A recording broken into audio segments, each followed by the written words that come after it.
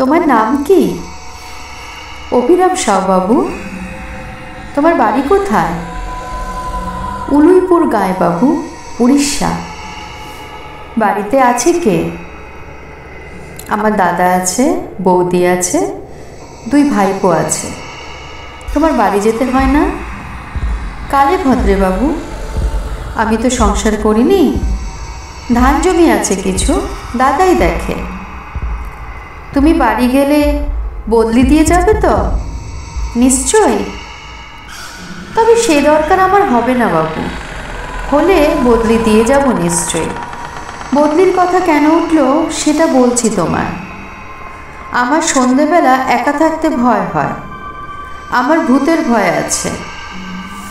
আমি রান্নার লোক যাকে পেয়েছি সে ঠিকই সন্ধেবেলা রেঁধে দিয়ে চলে যাবে, তখন আমার কাছে আরেকজন লোক থাকা চাই।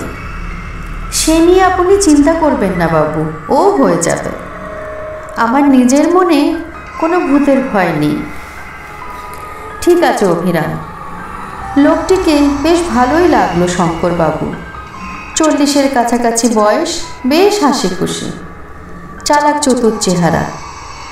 স্টেট ব্যাংকের কর্মচারী শঙ্করবাবু এই 7 দিন হলো বদলি হয়ে পশ্চিম বাংলা আর উড়িষ্যার বর্ডারে এই ছোট্ট শহর কাঞ্চনতলায় এসেছেন। নিজে একা মানুষ, 2খানা ঘর সমেত একতলা একটি ছোট বাড়ি পেয়েছেন।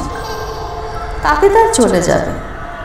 তবে বাড়ির পরিবেশ নিরিবিলি, তাই একজন চাকর সবসময় থাকার দরকার। শঙ্করবাবুর ভূতের ভয়টা একটা খাঁটি ভয়। অনেক বছর ধরে অনেক চেষ্টা করেও সেটা কাটিয়ে উঠতে পারেননি। অভিরামকে শঙ্করবাবু দিনে দিনে বেশি ভালো লাগতে লাগলো। এমনি কাজ তো ভালো করেই, খাটতেও পারে। আর সন্ধেবেলা সে সত্যি করে শঙ্করবাবুকে সঙ্গ দেয়। আরেকটা জিনিস শঙ্করবাবুকে অবাক করে, সেটা হলো অভিরামের গল্পের স্টক। সে বলে যে সব গল্প সে ছেলেবেলায় তার দিদিমার মুখে শুনেছে। উড়িষ্যার অফুরন্ত রূপকথা আর উপকথা।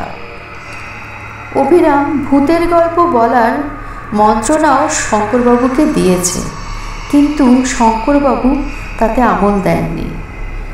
আমি কিন্তু অনেক ভূতের গল্প জানি বাবু, অভিরাম বলল। তা হোক, ও জিনিসটা তুমি বাদ দাও। তা বেশ বাবু, তাই হোক। তবে যদি কোনো দিনও মনে হয় ভূতের ভয় কাটিয়ে উঠতে পেরেছেন তো আমায় বলবে, তখন আমি আপনাকে ভূতের গল্প শোনাব। দেখবেন কেমন মজাদার গল্প। তুমি নিজে ভূত মানো অভিরাম?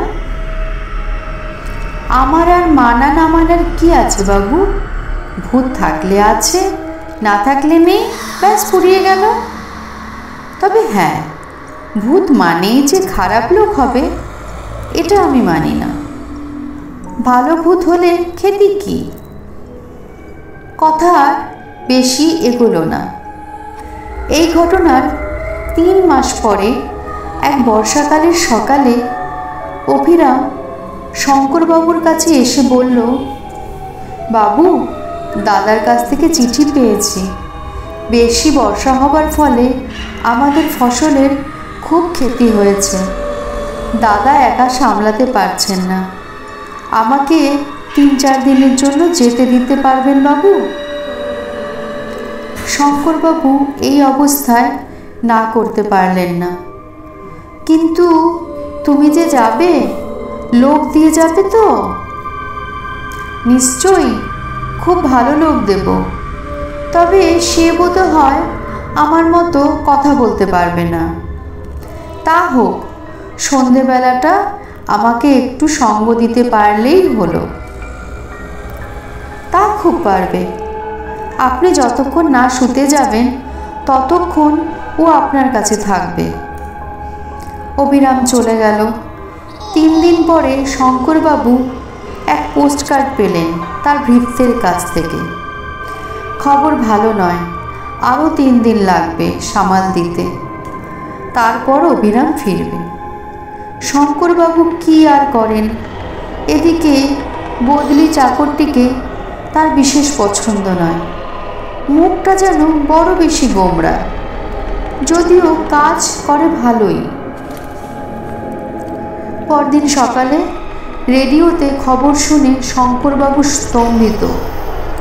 তার চাকরের গাঁ এবং তার চারপাশে বেশ অনেকখানি এলাকা জুড়ে প্রচণ্ড ঝড় বৃষ্টির ফলে হাজার হাজার লোক মারা গেছে এবং আরও অনেক বেশি লোক গৃহহীন।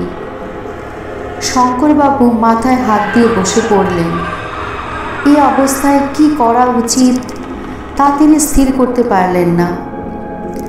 চিঠি লিখে লাভ নেই, অভিরামও যে লিখবে এমন কোনো ভরসা নেই। অভিরামের বদলি নিতাইও এ ব্যাপারে কিছু সাহায্য করতে পারল না। রাত 10টা পর্যন্ত বাবুকে সঙ্গ দিয়ে নিতাই উঠে গেল। শঙ্করবাবু একা তার শোয়ার ঘরে প্রবেশ করলেন। বিছানায় শুয়ে বুঝলেন যে তার ঘুম আসার সম্ভাবনা কম। অভিরামের অভাব তিনি তীব্রভাবে অনুভব করছেন। ক্রমে রাত নিঝুম হয়ে এল। একটানা ঝিঝি ডেকে চলেছে। এবার তার সঙ্গে শিয়ালের ডাক যোগ হলো। ক্যা হুয়া ক্যা হুয়া ক্যা হুয়া, হুয়া আবার ক্যা? শঙ্করবাবুর মাথার উপর আকাশ ভেঙে পড়েছে। ভূতের ভয়ে এর মধ্যেই তার শিরদাঁড়া দিয়ে ঢেউ খেলে যাচ্ছে। ওটা কি? পায়ের শব্দ না? শঙ্করবাবু বুঝলেন তার গলা শুকিয়ে কাঠ হয়ে গেছে। বাবু! সে কি? এই যে অভিরামের গলা। অভিরাম নাকি? চাপা গলায় প্রশ্ন করলেন শঙ্করবাবু। হ্যাঁ বাবু, আমি এসেছি, ফিরে এসেছি। আমার ধরে প্রাণ এলো। অভিরাম, দাঁড়া, দরজা খুলি। না বাবু, খুলবেননি। মানে? খুলে কিছু দেখতে পাবেননি? সে কি? আমি অভিরাম বাবু, কিন্তু আসল অভিরাম নই। আমি অভিরামের ভূত। আমার বন্যায় টেনে নিয়ে গেছে, আমি আর বেঁচে নেই। কোনো উত্তর নেই শঙ্করবাবুর দিক থেকে। কি বাবু, শুনলেন আমার কথা? তবু কোনো উত্তর নেই। বাবু! আবার ডাক এলো বাইরের অন্ধকার থেকে। এবার কথা এলো বাড়ির ভেতর থেকে। তোকে কিভাবে দেখতে পাবো? শুধু একটা ব্যাপার হলে পাবে। কি? আপনিও যদি ভূত হন। তা সে আর তোকে বলছি কি, তুই ভূত হয়েছিস শুনেই তো আমার আত্মারাম খাঁচা ছাড়া হয়ে গেছে।